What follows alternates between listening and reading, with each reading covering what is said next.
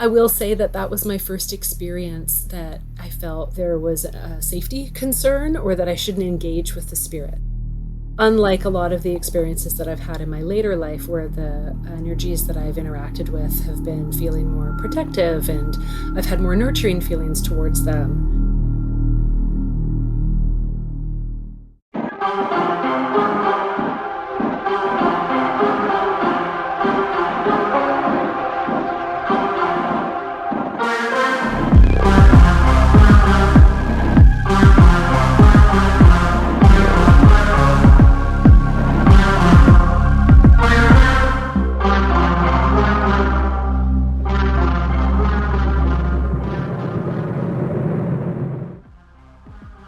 Welcome back to Hey, That's Weird, the commute-worthy paranormal podcast that features your genuine weird stories. Huge thanks this week to Bex L, Cameron Lamont Weeks, Jeremy OK, Elevated One, Constance 333, and Corey C for sharing their glowing feedback on Spotify since episode 6. Just a reminder, I want this podcast to stay ad-free as long as possible. I want the focus to be on the storytellers only, so you won't hear any ads here. On that note, it's time for me to stop my yapathon and hand it over to this week's guest. I reached out to Laura after hearing a brief version of her story on an episode of the excellent Monsters Among Us podcast. Check it out if you haven't already. Thankfully, Laura was more than willing to share an extended version, as well as a few other weird incidents she has encountered during her life. Also, it turns out we live in the same neighbourhood, which is insane. Without further ado, Laura, let's get weird.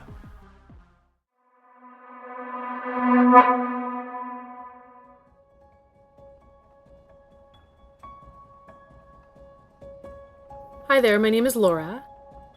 I grew up local to Vancouver in the suburbs, and a lot of supernatural experiences have happened to me throughout my life around Vancouver and the Lower Mainland. So I have some spooky stories and supernatural experiences, one of which I'll share now. When I was 20 years old, I was moving from my suburb that I grew up in and looking for a place to live in that was affordable. My friend Alexis, her mom, had recently started renting out rooms in a house that she owned in New Westminster. Now, for those of you that don't know New Westminster, it is a place that's known for having old houses, and it has a little bit of a spooky vibe in general. The house that her mom had an upstairs to the house that had several bedrooms. So musicians, students, friends of her daughter, people were coming and going and renting rooms, and it was just a perfect opportunity for me. Now, this was my first time living outside of my parents' house on my own. So I got settled. I had a nice room at the end of the hall. It was super cozy, and it must have been my first or second night living there that I started to have an experience in this house. So I went to the bathroom in the middle of the night, and the room that the bathroom was situated in may have been a primary suite in former times for the house. Currently, this was used as a sewing room, so it was a large, big room, and there was a bathroom just off to the corner. So I used the bathroom and I came out. It was fairly dark, but there was a nightlight in that room and there was moonlight coming in, so I could see everything that was happening. So I exited the bathroom and I came into this room that I would need to go through to maneuver down the hallway back to my bedroom that I was renting. And there was a rocking chair in the room. So as I exited the bathroom, I looked in the rocking chair and there was a girl in the rocking chair. She looked to be about 7 or 8 years old. I could see her in form. She was wearing a long white dress. The clothes looked very old-timey. She had blonde ringlets in her hair, and she had a really furious look on her face. I was terrified, but as I've said, I've had other experiences in the past that are supernatural, so at the same time that I was nervous and terrified, I was also thinking, oh yeah, here we go. I could tell that she was really unhappy, and I scurried down the hall back to my room, and I thought, okay, she's not following me, she's not in this room. And I had a bit of a weird night, trying to accept, okay, I've moved into a haunted house. What does she want? From that point on, she was in lockstep with me as I lived in the house. I didn't really hear much or see much of her during the day, probably just because of my level activity and my ability to focus on her energy or other energies. But soon as it would come evening time, I would begin to sense her presence. She would show up at the edge of my bed when I would be sleeping. She would materialize in the room in the rocking chair outside of this bathroom. And most weirdly, she would run up and down the stairs and make a lot of noise on the stairs leading from the first floor to the second floor. And oddly enough, when she would be running up and down the stairs, she wouldn't materialize. So I'm not even certain that she was the person that was the spirit or the entity that was causing the stair noise and activity, but no one else heard the stair activity but me. Nobody was seeing her but me. The piece that became really interesting about this was that she came to me in a dream. Before I explain the dream, what I want to say is that I could sense her in every area of the home. All the rooms upstairs, I could sense her. Downstairs, there was a living room. There was a bathroom, there was a dining room. I could sense her in all of these areas. Picture a large heritage-style home. But in the back of the house, in the kitchen, I could never pick up on her energies. And I always felt so relaxed when I was in that kitchen, completely at ease. But the minute I would cross the threshold from the kitchen into the rest of the house, I would feel those tingly feelings that her spirit was around. And the basement in the house also was extremely creepy. It was more of a crawl space. I'm very, very tall, and I would have to crouch going into the basement. It was perfectly functional. It was great for what the house needed. Bands rehearsed down there. Things were stored, camping gear, but it had a really spooky feeling. And coming up the stairs to go into the kitchen felt particularly awful. And on the back of the door in the basement, as you're leading up toward the kitchen, there were scratch marks all down the door leading into the kitchen. And they were so specific and so low to the ground that it made me question whether an animal had the balance to stand on its hind legs and scratch to get from the basement into the kitchen, or if this was something nefarious where something ghoulish or sinister had happened. So the whole house had a very strange vibe, except for the kitchen. In the dream in question that I'm going to tell the story about, what happened was I was in a very deep sleep. And in the sleep, she came to me. I knew who she was. I was aware that she was the spirit that I would encounter in the home. And I hadn't had any real interaction with her other than the feeling of general anger coming from her. In the dream, she took me by my hand, and I accepted. And she brought me down the hallway and down the stairs of the house and outside. Suddenly, the feeling that I had in the dream was cold. I realized, I'm outside. It's a snowy winter night. I'm noticing that there's snow peppering all over the ground, all over the street. And I began to notice that the street lights that I was observing weren't the current street lights of the house that I lived on. And I looked down the road and I noticed that there's very few houses. So the neighborhood is less developed than it currently is. And a car was driving down the road towards the house that we were standing outside of. And I noticed that the car was very old. It was like an old Ford. It was driving towards us.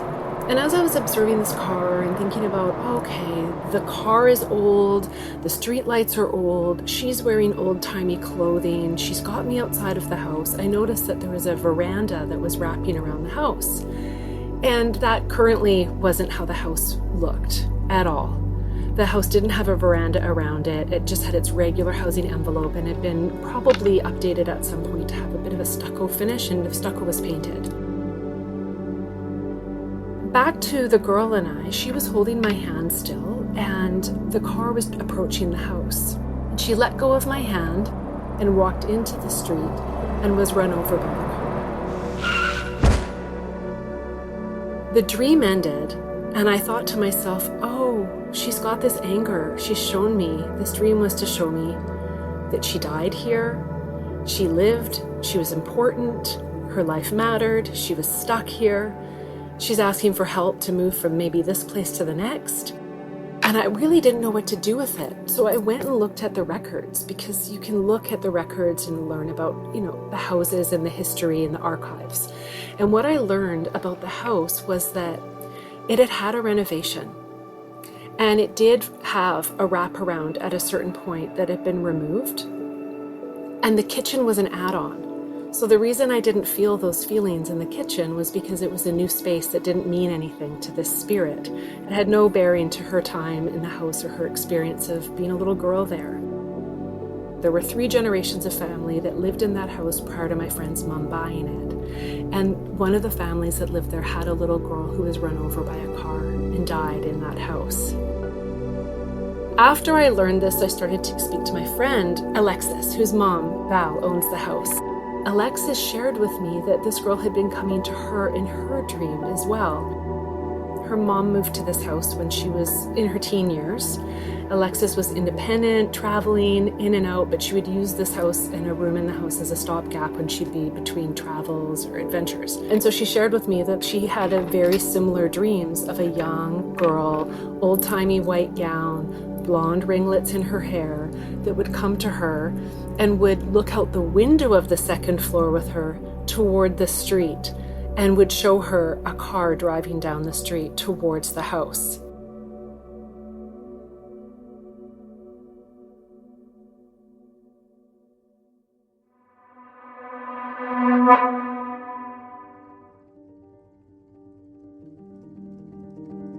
I was curious.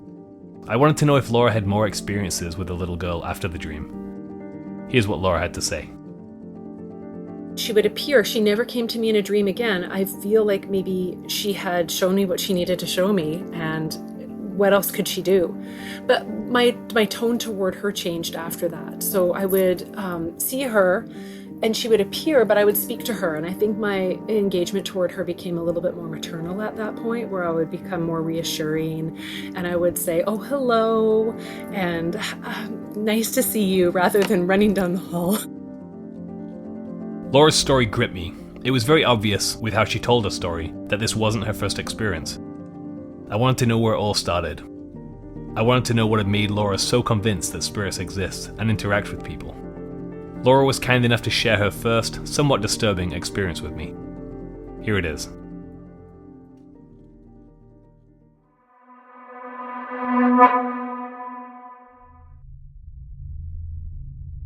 I always felt that I was picking up on spirits, but it's hard to discern because I was a bit of a scaredy cat as a kid and was one of those kids that didn't like to have my bedroom door closed because I felt like the poster on the wall, the eyes were looking at me, or had scary experiences just being alone in my room like kids would. But what happened when I realized something was going on all began with staying and spending time at my friend Rebecca's house. When we were in grade 4, that would have made me about 11 years old, I started spending more time at her house. And this one night, I was sleeping over at her house because I'd accidentally broken her leg that day. We'd been ice skating with our elementary school class, and we'd had a bit of a tumble, and I was definitely not a good skater, and I think the onus was on me that I fell in the wrong direction, landed on her, and her leg snapped.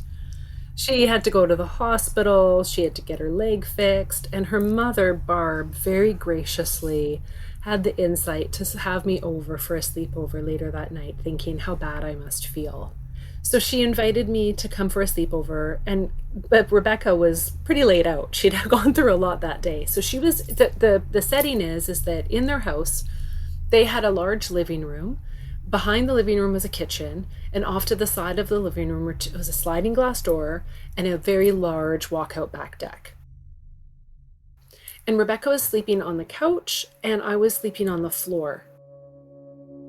She needed to elevate her foot, so the couch was perfect. I was sleeping on the floor, and we were watching late night David Letterman, which is a humongous treat for both of us. She drifted off, and I was in the sleeping bag on the floor and was not really into watching whoever the guest was on the show. And I rolled over onto my right-hand side to look out to the screen doors. There was a cat on the back deck, but it wasn't their cat. It was just a cat, a black cat on the back deck. And I looked at the cat, and once we made eye contact, the cat stood up on its hind legs, completely stood up, rolled its shoulders back, put its arm down by its side, and fixated on looking at me and moving its head back and forth, side to side, and moving its arms back and forth, animated the way a human would move its arms gently back and forth forth as it's walking. And it began to walk around in a circle and move its head and look at me, and then stop, and then move in a circle and turn its head around and look back at me. Very much a performative gaze, but also very scary. It was very intent on communicating. I am not this cat. I'm animating this cat. And I knew that it was an entity of some sort that was not safe. It was animated with this anger. And I knew that some portal had probably been tripped and this experience was happening that only I could see. So I put my head under my pillowcase and was petrified. I didn't sleep a wink that night. I remember just being absolutely terrified.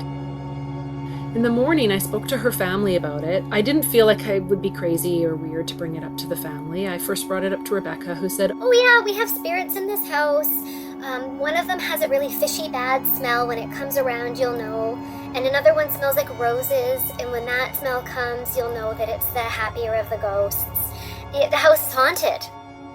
Being so young, took this at face value. Okay, this is a haunted house, nothing to worry about here. But in future sleepovers staying at that friend's house, the piano would play in the middle of the night, even though they're a musical family, but everyone would be asleep and the piano would be playing.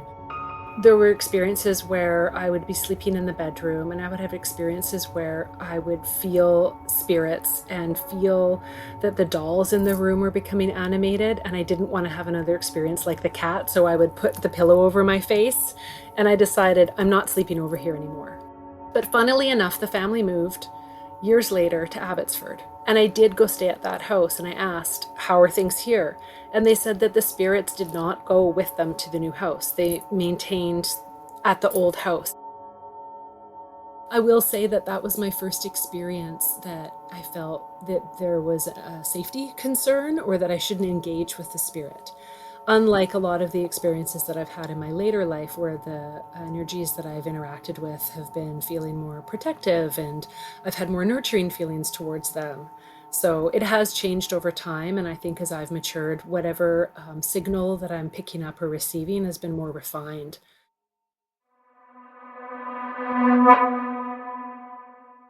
The answer was quite obvious, but I still had to ask. Was Laura still a believer to this day? Was she skeptical at all? Here's what she had to say. Absolutely. These are my experiences, and they've all been during lucid waking times, and I've had other experiences as well. Every year of my adult life, there's been an experience that I've had, that I've engaged with, and I'm a believer due to the fact that if I follow my intuition and I listen really strongly to that voice that tells me, even if it's just something minor, like if I'm out for a walk, I may get a really strong urge to say, new plan, you're not walking down this street, walk down another street. And if I listen to it and I walk down the other street, I'll run into somebody that I was thinking of just that morning. Or something will happen where it'll be something that I had conjured up, something that I needed, asked for silently to myself. And then if I listen to my intuition, something will appear and materialize that'll match what the question was, and I'll get the answer. So this is pretty common. This really hit home with me. I had a weird experience when I was a kid where I saw an object in my mind's eye, and then 2 minutes down the road, I found the object that I saw in a path in front of me in the middle of nowhere. I asked Laura what she thought this could have been. You're picking up on what's already, you're already aware of what's there, and it's just a matter of opening yourself and paying attention to it.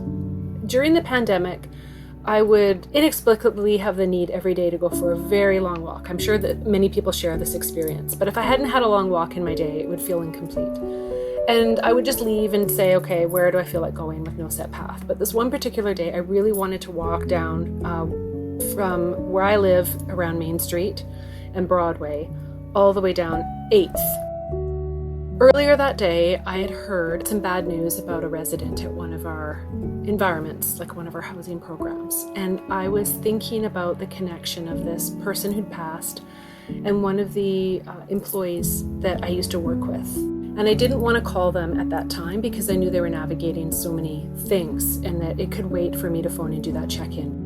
Anyways, that particular morning, I was trying to walk west, but instead I got a strong pull to turn south And when I finally listened to the pull to turn south in my neighborhood down this other street, I got a strong direction that said, walk in the alley. And I'm not about to go try and walk in an alley for no particular reason, but I thought, okay, I have to listen to this. Why on earth am I being told to walk in the alley? So I walk into the alley and I turn the corner, and there's the exact person that I'm looking for that I've been thinking about calling all morning. And she was on a phone call dealing with a variety of things related to this person's passing. So these are the kinds of things that happen to me on a day-to-day basis.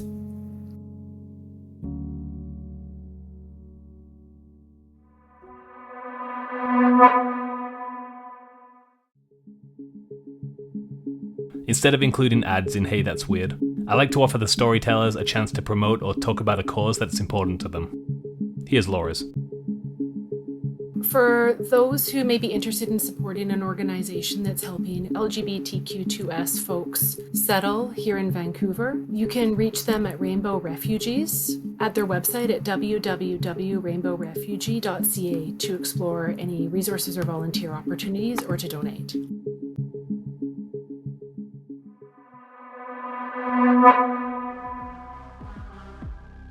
And that's it for episode 7. A massive, massive thanks to Laura for sharing her experiences, and a huge shout out to our mutual friend Heather for putting us in touch. Secondly, a huge thanks to Derek and the Monsters Among Us podcast for airing Laura's story originally. I'm a huge fan of their work, and I'm so happy I was able to track Laura down and hear the detailed version of her story. Spooky season is coming, and I'm starting to think about a bonus episode of Hey That's Weird for Halloween. If you have a story but you think it's too short to tell, send it in. I'm planning to accommodate as many stories as I can, and I think we can make something really special together. Alright, that does it. I'll see you in 2 weeks for episode 8.